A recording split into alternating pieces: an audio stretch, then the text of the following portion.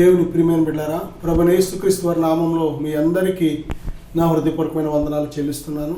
ప్రతిరోజు ఇదే సమయంలో ఇదే ఛానల్లో తప్పనిసరిగా దేవుని వాక్యాన్ని వీక్షించండి. మీ ప్రార్థన అవసరతలు ఉంటే మాకు మెసేజ్ పెట్టండి, మేము కూడా మీకోసం ప్రార్థిస్తాం. దేవుని బిడ్డలారా, ఈరోజు పరిశుద్ధాత్మతో మన సహవాసం అనే మాట మీద దేవుని వాక్యాన్ని మనం ధ్యానం చేయబోతున్నాం.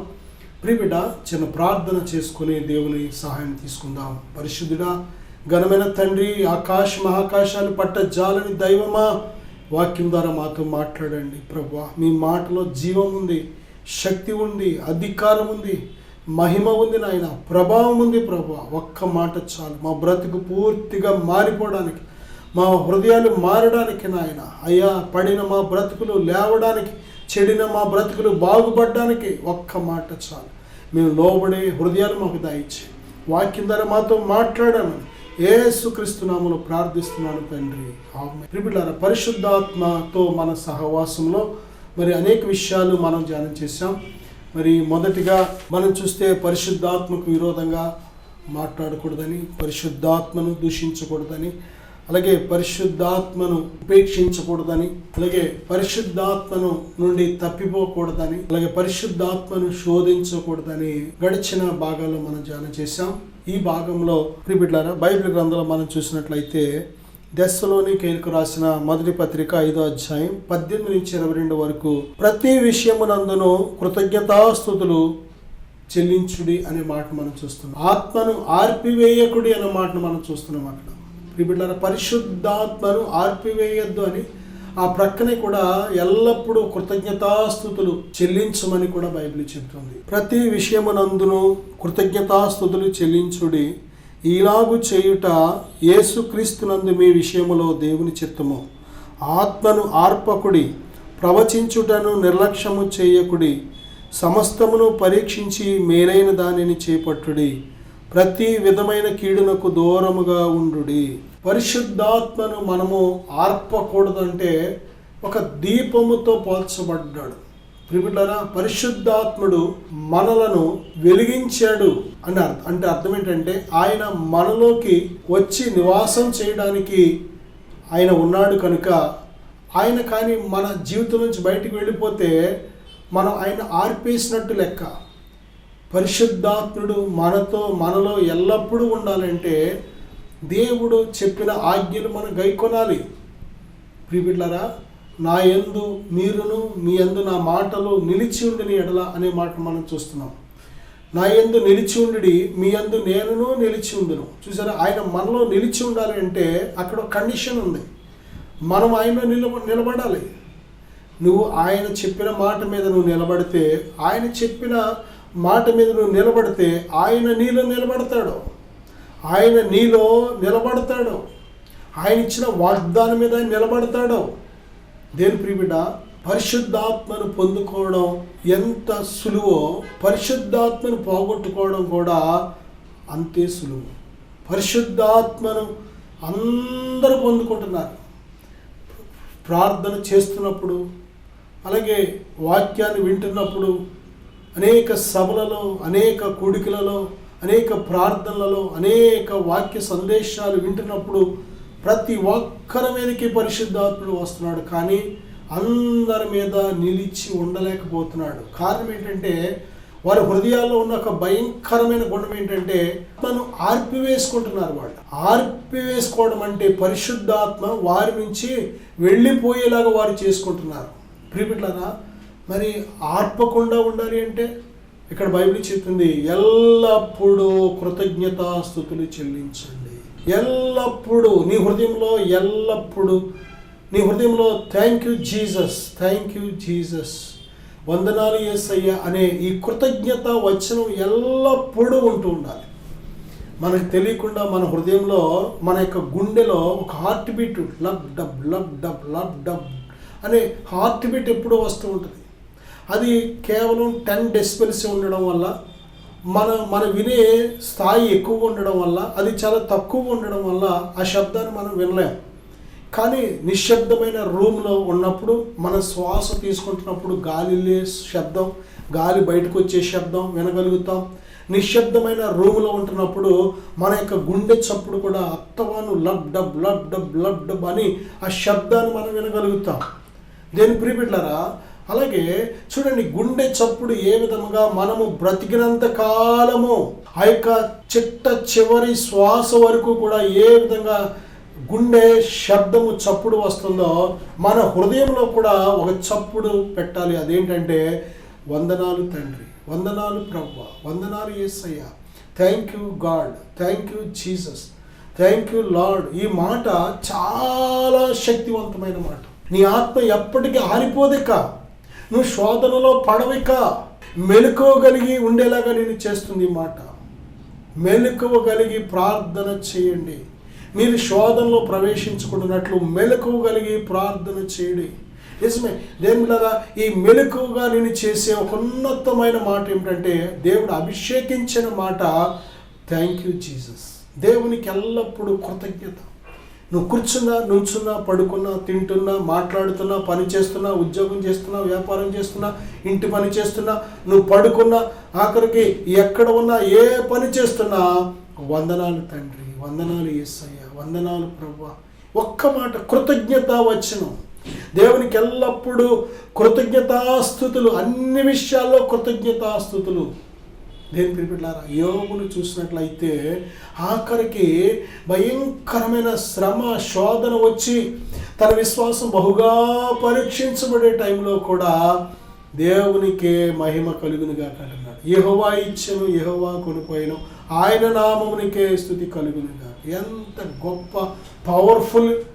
అన్ని పరిస్థితుల్లో మనం చెప్పగలుగుతున్నామా? దేవుడు ఇస్తే చెబుతున్నాం, మేలు జరిగితే చెబుతున్నాం, అనుకున్నది జరిగితే చెబుతున్నాం, మన హృదయానికి సంతోషం కలిగించే పరిస్థితులు వచ్చినప్పుడే చెబుతున్నాం. కానీ అన్ని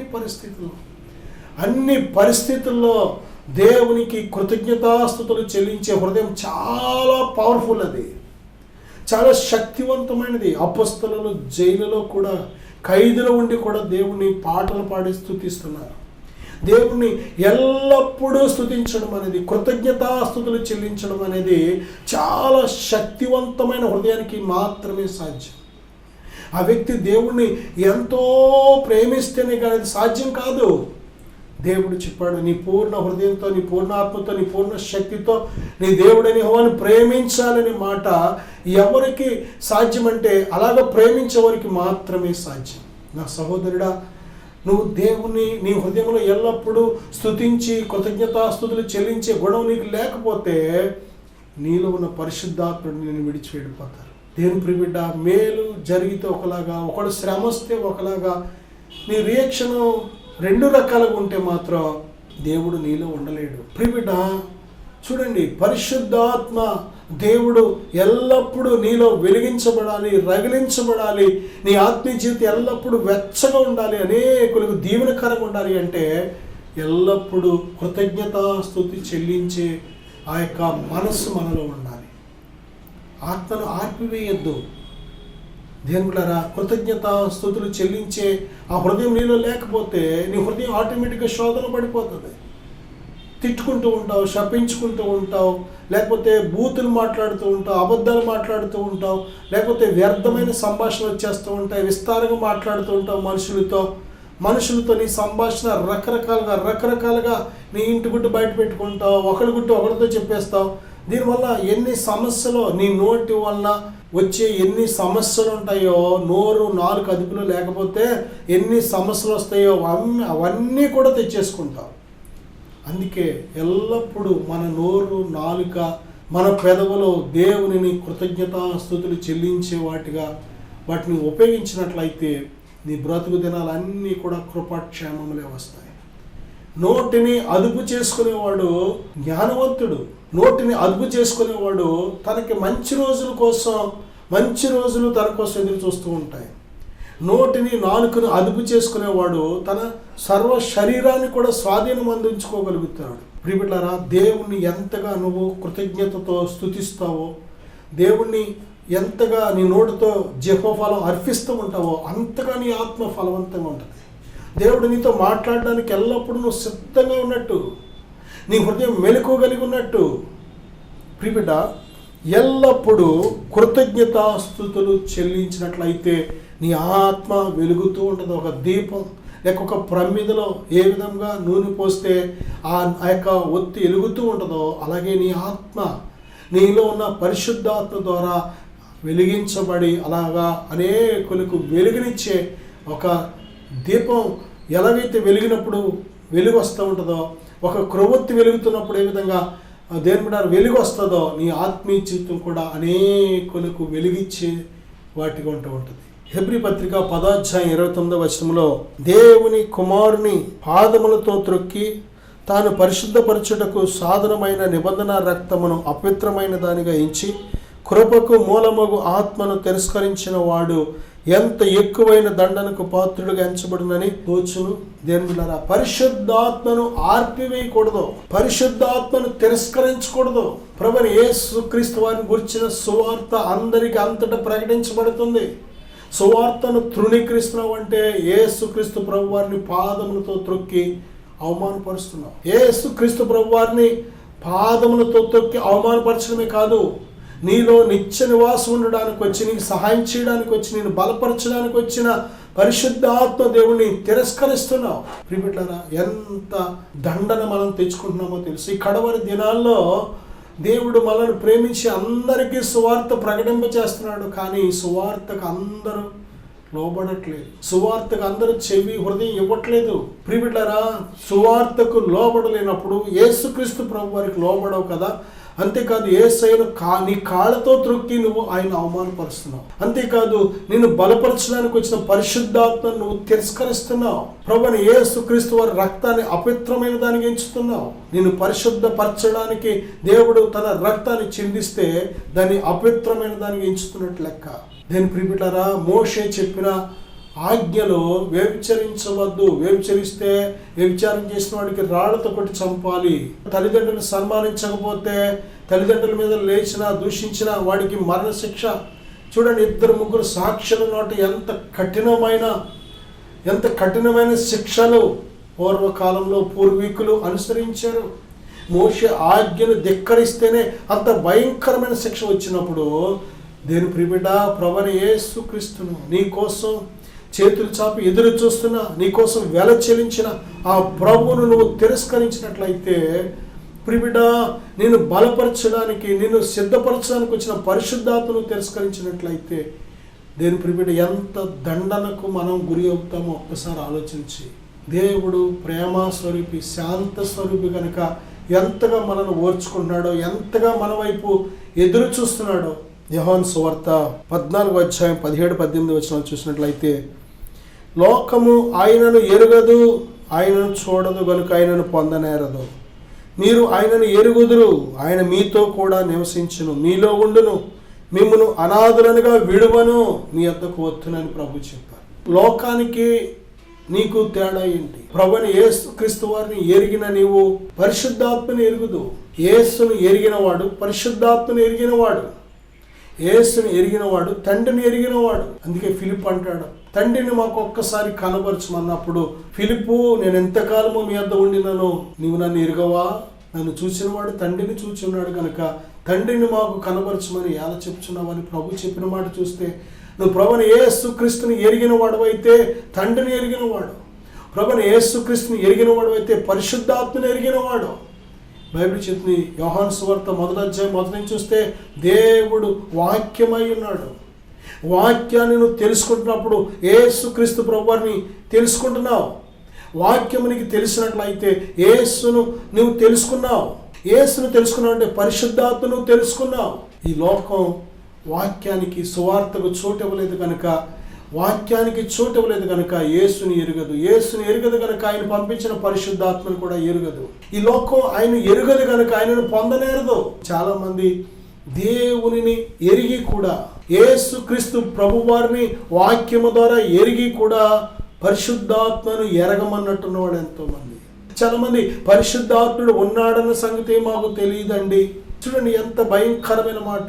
ఈ కడవరి దినాల్లో దేవుడు యోవేలు గ్రంథంలో వాగ్దానం చేసినట్టు, ప్రియబిడ్డలారా, ఎన్ని పత్రికల్లో కానీ ఎన్ని గ్రంథాల్లో కానీ, ప్రియబిడ్డలారా, ఈ కడవరి దినాల్లో, ఈ అంచె దినాల్లో దేవుడు తన పరిశుద్ధాత్మను కుమ్మరిస్తానని వాగ్దానం చేశాడు. తన పరిశుద్ధాత్మతో ప్రతి ఒక్కరిని నింపుతున్నాడు. అనేకులను అభిషేకించి లేవనెత్తుతున్నాడు. స్త్రీ పురుషుని భేదం లేదు.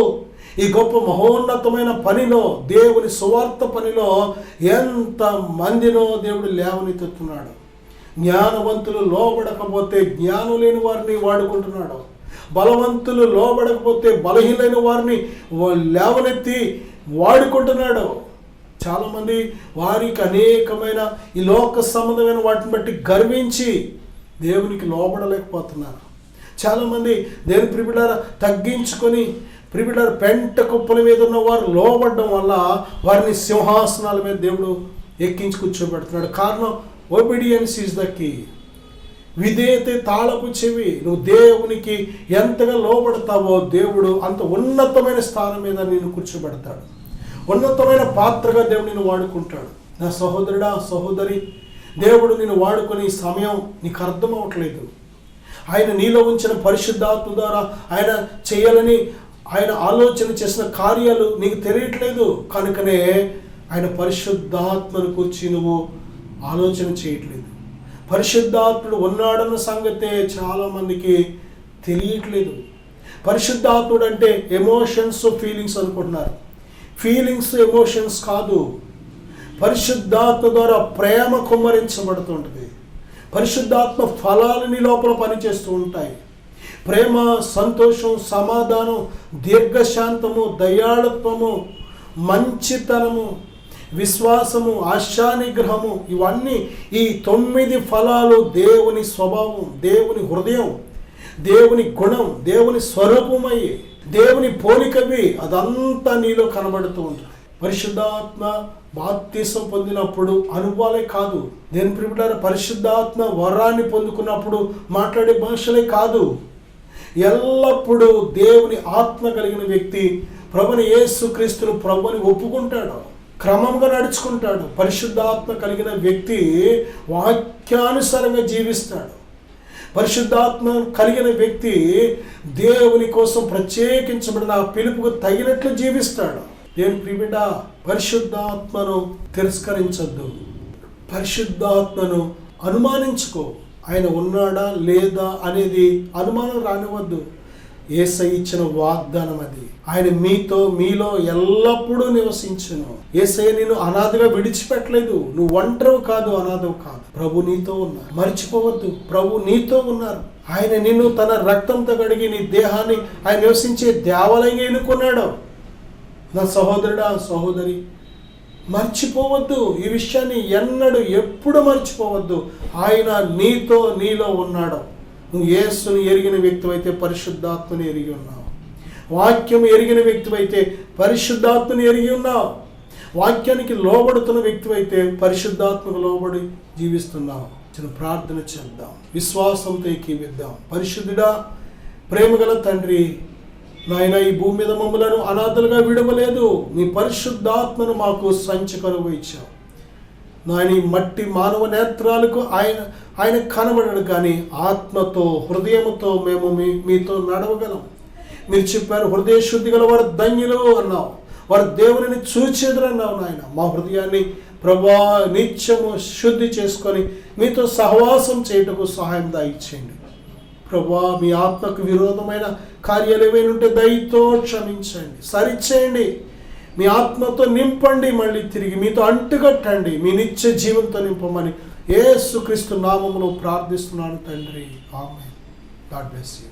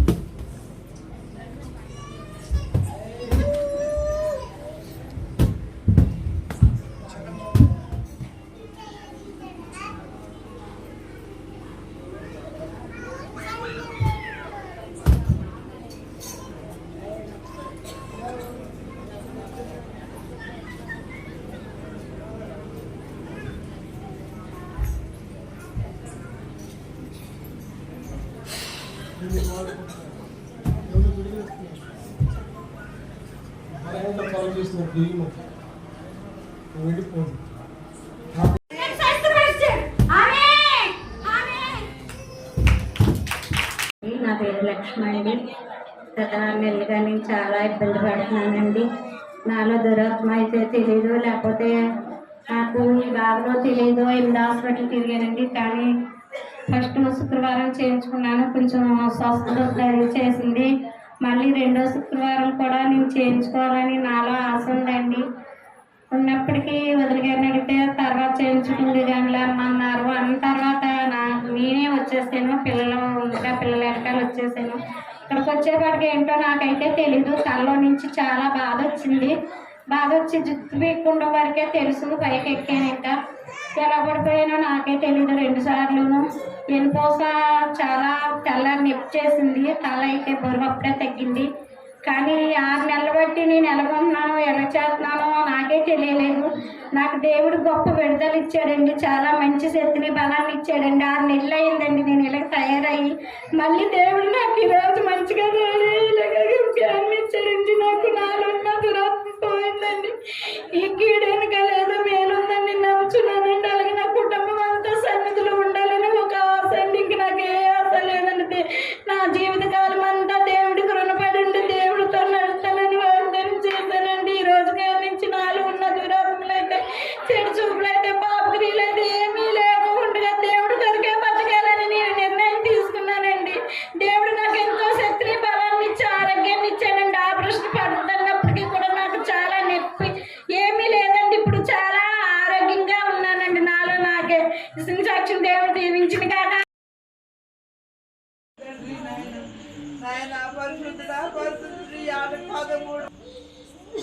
కుటుంబాన్ని నాశనం చేసిన దెయ్యమా, పో బయటికి. Out out out out.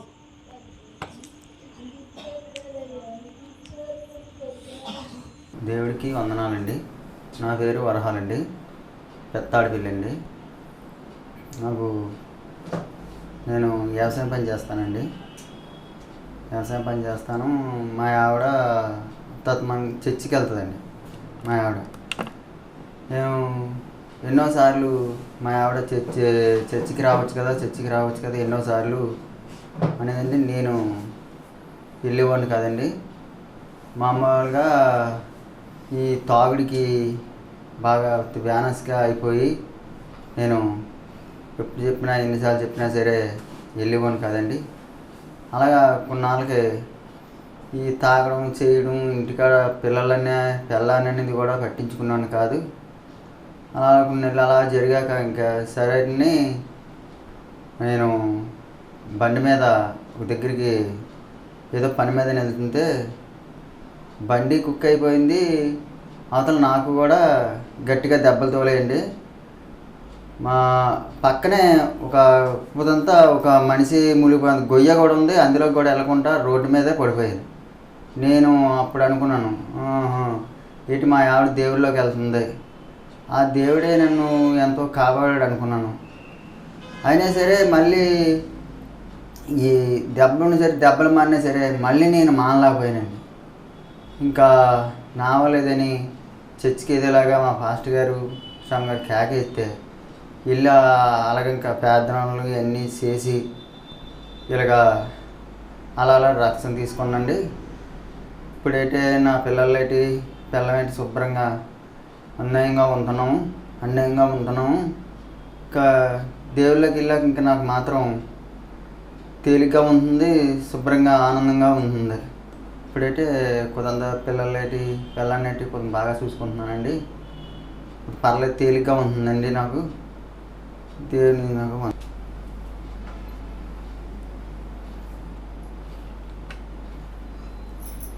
దేవుని నామాలకు వందనాలు. దైవసేవ కుటుంబానికి నా వందనాలు. మరి మాది పెత్తాడపల్లి. నా పేరు రాళ్ళపూడి వెంకటలక్ష్మి. మా ఆయన గారి పేరు వరహాలు. నాకు వివాహం అయ్యి 19 సంవత్సరాలండి. అప్పటి నుంచి ఇప్పుడు దాకా కూడా దేవునిలో తెలిసేది కాదు, దేవునిలోకి మాకు అప్పుడు తెలిసేది కాదు. మేము మా ఊరు నుంచి ఇక్కడ పెత్తాడపల్లి వచ్చినప్పటికి మాకు ఇంకా దేవునిలో ఎదగలేదండి. అప్పుడు నేను కొన్ని పెద్ద పిల్లకి యాక్సిడెంట్ అయిందండి. యాక్సిడెంట్ ద్వారాగా నేను దేవునిలోకి వెళ్ళడం జరిగింది. నా పెద్ద పిల్లకి కాలు ఇరిగిపోయింది. ఇక్కడ యాక్సిడెంట్ అయ్యిందండి పెత్తాడపల్లిలోనే. ఆ కాలు ఇరిగిపోయిన కానించి దేవుడి గురించి అసలు మాకు తెలియదు. మా అమ్మ మా నాన్నగారు వెళ్ళేవారు కానీ మాకు తెలియదండి. అప్పటి నుంచి దైవసేవకులు వచ్చి నా బిడ్డ విషయంలో ప్రార్థన చేశారు. అలాగ దైవసేవకులే మళ్ళీ నా భర్తతో మాట్లాడి, వరాలు నువ్వు పాపముని విడిచిపెట్టేసి లోకంలో జీవించుకోకుండా దేవుడి కోసం జీవించని దైవసేవకులు ఉండి దేవుడే మాట్లాడి కూడా నా భర్తతోని. నా భర్త అప్పుడు దాకా రక్షించబడలేని నా భర్త, త్రాగుడికి లోబడిపోయిన నా భర్త అదే క్షణం నుంచి ఈ క్షణం వరకు దేవుడిలో నడుపుతున్నాడండి. నా భర్త రక్షించబడ్డాడు, పూర్తి మారుమనసు పొందాడు. ఎటువంటి త్రాగుడికి లోబడకుండా నన్ను, నా కుటుంబాన్ని, నా పిల్లల్ని కూడా క్షేమకరంగా చూస్తున్నాడు.